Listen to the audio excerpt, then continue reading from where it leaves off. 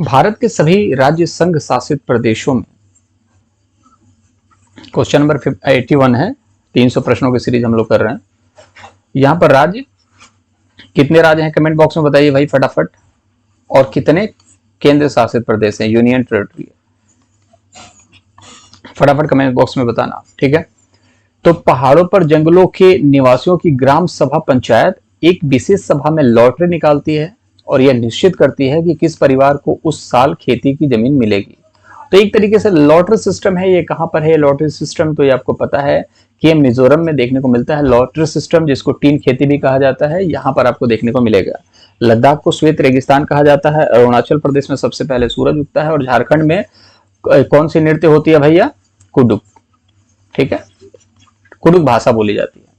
तो ये कुछ फैक्ट्स थे। मिजोरम में चिराव नृत्य बहुत फेमस है, ठीक है, और फसल कंप्लीट होने के बाद चिराव नृत्य किया जाता है और एक तरीके से सभा का आयोजन किया जाता है कि और बोला जाता है भैया आपने बहुत चिराव नृत्य कर लिया, अब अगली बार कोई और करेगा, क्योंकि उसको अब उस जमीन पर खेती करने की जिम्मेदारी उसकी होगी। तो सिंपल सी बात है, आंसर नंबर सेकंड जो होगा वो बहुत आसान से आंसर है।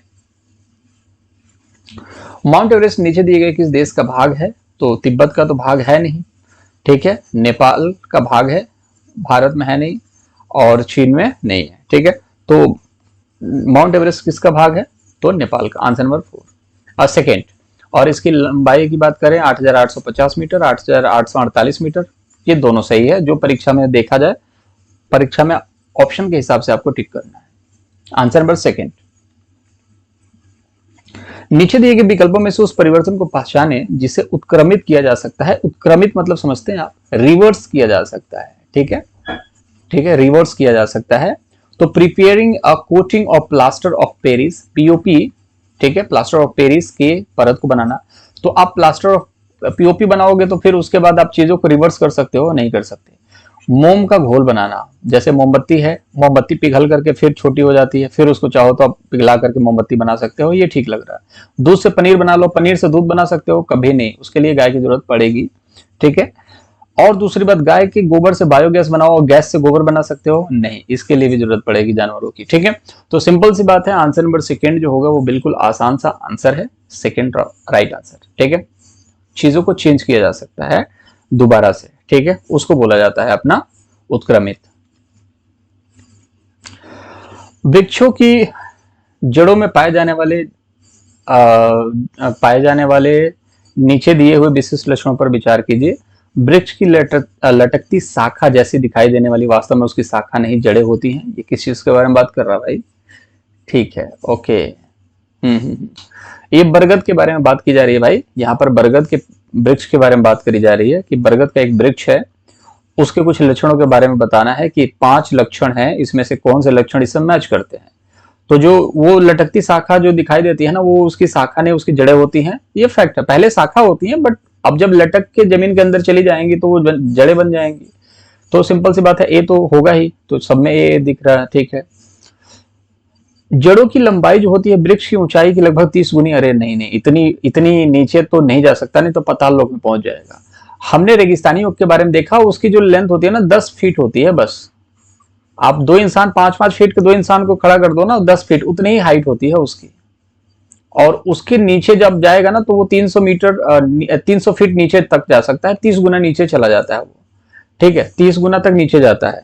लेकिन अगर बरगद का पेड़ 30 गुना नीचे जाने लगे तो सोच लो पाताल लोक को टच कर जाएगा। सोचो कितनी हाइट होती है बरगद के पेड़ की, ठीक है, 30 फीट 40 फीट के आसपास होती है, 3-4 किलोमीटर नीचे चला जाएगा वो, तो वो कोई मतलब नहीं बनता उस चीज का, ठीक है। तो बी वाला तो ऑप्शन गलत हो गया। कहां कहां बी है, इसमें भी बी है तो ये गलत हो जाएगा, इसमें बी है तो ये गलत हो जाएगा। अब सी इसमें भी है, सी इसमें भी है, तो उसको देखने की जरूरत नहीं है। अब डी देख लेते हैं वो सही है कि नहीं।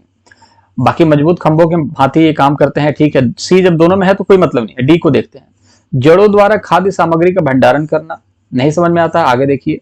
लटकती जड़ों का बढ़ते बढ़ते जमीन के अंदर चले जाना, तो लटकती हुई जड़ें जो होती हैं वो जमीन के अंदर चली जाती हैं, ये बात भी सही बात है भाई, ठीक है, जमीन के अंदर ही तो चली जाती हैं। शाखाएं जो होती हैं वो लटकते हुए अब जमीन के अंदर चली जाती हैं और पेड़ को मजबूती प्रदान करती हैं। और खाद्य का भंडारण ये नहीं करती है, कौन करता है, वो रेगिस्तानी ओक करता है। तो यहाँ पर बरगद के पेड़ को रेगिस्तानी ओक से कंफ्यूज करने की पूरी कोशिश की जा रही है, लेकिन आप होंगे नहीं, क्योंकि आप चीजों को समझ रहे हैं कि रेगिस्तानी योग जो होता है 30 गुना नीचे जाता है, बरगद से कहीं दूर दूर तक निशान नहीं है, नामो निशान नहीं है। रेगिस्तानी योग में पानी का भंडारण किया जाता है, खाद्य सामग्री का भंडारण, मतलब पौधों के लिए पानी ही है और उसको भंडारण किया जाता है। जो लोग वहां पर फंस जाते हैं, जिन लोगों को पानी की आवश्यकता होती है, पाइप डाल करके निकाल कर पी सकते हैं, क्योंकि जड़ों में पानी का भंडारण होता है। तो बरगद के साथ तो ऐसा नहीं है, तो दोनों ऑप्शन गलत हो गए। बी और सी जहां पर भी दिखता है वो गलत हो जाएगा। बी और सी, बी यहां दिखा गलत हो गया, यहां पर भी दिखा गलत हो गया, सॉरी बी और डी यहां पर दिख रहा है ये गलत हो गया। राइट आंसर मेरे हिसाब से ए होना चाहिए। आंसर देख लेते हैं। चलिए राइट आंसर जो होगा वो दोस्त ए ही होगा, ये आपका राइट आंसर होगा। चलिए, मैं जिस शहर से आई हूं वह एक पहाड़ी इलाका है। हमारे यहाँ बहुत बारिश होती है और बर्फ भी पड़ती है, और जब ठंड अधिक होती है तो हमें धूप में बैठना बहुत अच्छा लगता है। हमारे घर पत्थर और लकड़ी से बनते हैं। ये कहाँ का है? तो असम में तो बांस के घर बनाए जाते हैं। चेन्नई में इस तरह के घर नहीं, चेन्नई में तो गर्मी पड़ती है, ठंडी तो पड़ती नहीं है। मनाली में पड़ती है भाई, उदयपुर में भी गर्मी पड़ती है। राइट आंसर होगा आंसर नंबर 3। सभी जाते हैं छुट्टी मनाने शिमला मनाली, ठीक है। बोलते तो शिमला मनाली है लेकिन जाते मनाली है। शिमला बहुत कम लोग जाते हैं, लेकिन जाओ तो कुर्फी घूम के जरूर आए कभी। और वो घोड़े पर बिठाते हैं कुर्फी, वो लाइफ का अलग ही अल्टीमेट आपको एक्सपीरियंस देगा वहां पर अगर आप जाते हो तो, ठीक है। आंसर नंबर 3 जो होगा राइट आंसर। चलिए, आपकी मित्र जो है वो कमजोर दांत और हड्डियों के कारण अस्वस्थ रहती है, उनके उबरने के लिए निम्न में से कौन सा विकल्प सर्वोत्तम है? जैसे मान के चलो कभी कभी आप डॉक्टर का भी काम कर देते हो, यार ये खाया कर, ये पिया कर, इसमें प्रोटीन है, इसमें कार्बोहाइड्रेट है, शरीर का ध्यान रखा कर, दांत अगर खराब हो रहे हैं या पैरों में दर्द है तो ये वाली दवाई ले लो, मेरे अंकल ने ये बताया था, मेरी मम्मी ये खाती थी। तो ये सारी चीजें जो है ना, बच्चे एक दूसरे को सलाह देते हैं। तो आप क्या सलाह दोगे अपने मित्र को? हड्डी कमजोर है तो उसके लिए क्या करोगे? चावल खाने के लिए बोलोगे, चावल ठंडा है, हड्डियों में और दर्द होगा। नींबू, आंवला, गुड़, ठीक है, चावल तो गलत हो गया। घी, अरे फैट दोगे तो और दिक्कत हो जाएगी। दूध, ठीक है, दूध में फैट होता है, मानते हैं इस चीज को, लेकिन इसमें कैल्शियम भी होता है, ठीक है। सब्जियां, हरी सब्जियां हैं, ठीक है, इसमें सारी ऑलमोस्ट विटामिन मिलती हैं। आप देखोगे हर एक विटामिन को जब पढ़ोगे ना तो कहाँ से मिलता है? तो सब्जियों से। तो विटामिन हर सब्जी से मिलती है, कोई दिक्कत नहीं। पालक से आप देखोगे आयरन मिल जाता है यहाँ पर, ठीक है। फल फ्रूट से मिलता ही है। तो ये वाली चीजें बहुत इंपॉर्टेंट है। तेल, अंडा, चावल, चावल फिर यहाँ गलत हो जाएगा। आंसर नंबर 3 जो होगा राइट आंसर होगा, ठीक है। चावल तो किसी भी बीमारी में पहले बोला जाता है चावल नहीं खाना है आपको, किसी बीमारी में।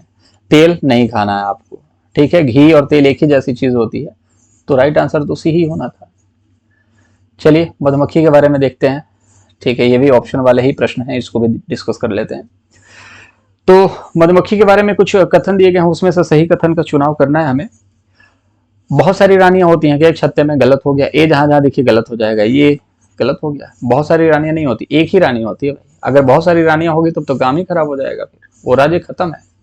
प्रत्येक छत्ते में कुछ नर मक्खियां भी होती हैं, हाँ कुछ नर मक्खियां भी होती हैं। बी वाला जो है कहीं दिख रहा होगा, बी तो दोनों में है, ठीक है। सी भी दोनों में है, देखिए बी भी दोनों में है, सी भी दोनों में है, डी भी दोनों में है। पहले तो ये गलत हो गया, पहला दूसरा। अब इसमें बी भी है, इसमें सी भी है, इसमें डी भी है, तो इस पर माथापच्ची नहीं करनी है। अब सीधे पहुंचते हैं ई पर। नर मक्खी छत्ते के लिए महत्वपूर्ण भूमिका, बहुत महत्वपूर्ण होते हैं, क्योंकि ये रस वाले फूलों को खोजने में सहायता करते हैं। ये गलत बात है भाई, नर मक्खी नहीं, वो तो वर्कर मक्खी जाती है ना, वो तो मरकर मक्खी जाकर के करती हैं। तो ई तो होगा वो गलत हो जाएगा, राइट आंसर 4 होगा, ठीक है। देखते हैं, चलिए राइट आंसर 4 हो गया, क्योंकि नर मक्खी जो है ना वो जाती नहीं है काम करने के लिए। नर मक्खी तो ऐसे ही पड़े रहते हैं दरबान के जैसे, देखभाल थोड़ा बहुत कर लेते हैं। रानी मक्खी को मतलब थोड़ा सा ध्यान रखना होता है इन लोगों का, लेकिन जो वर्कर मक्खियां होती हैं वो सारा काम करती हैं, ये लोग कुछ नहीं करते हैं, ठीक है। इन लोगों का बस दरबान वाला काम है, जी हजूर करना है इनको। इसीलिए आंसर जो होगा बी, सी और डी हो जाएगा। ए गलत हो जाएगा और ई गलत हो जाएगा, बीच के जो 3 हैं वो सही हो जाएंगे। और इसको एक बार पढ़ लें आप, ठीक है, कि छत्ते में बहुत सारी काम करने वाली मक्खियां होती हैं जो शहद के लिए फूलों का रस एकत्र करती हैं।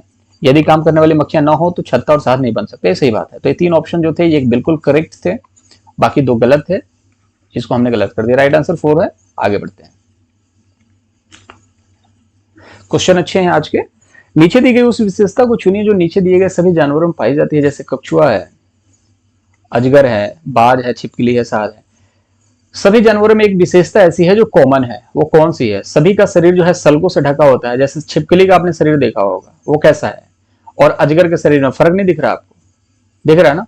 तो सिंपल सी बात है, ये वाला तो विशेषता है नहीं, सल्कों से ढका होता है, ऐसा नहीं है। ठीक है, भूमि पर और जल दोनों में रह सकते हैं। छिपकली जल में रह सकती है क्या? नहीं रह सकती, विशेषता तो है ही नहीं। अंडे देना, सभी अंडे देते हैं, हाँ सही बात है, कछुआ भी देगा, अजगर भी देगा, बाज भी, छिपकली भी, सभी देते हैं। ठीक है, जहरीला, सभी जहरीले तो है नहीं, क्योंकि कछुआ तो जहरीला नहीं है।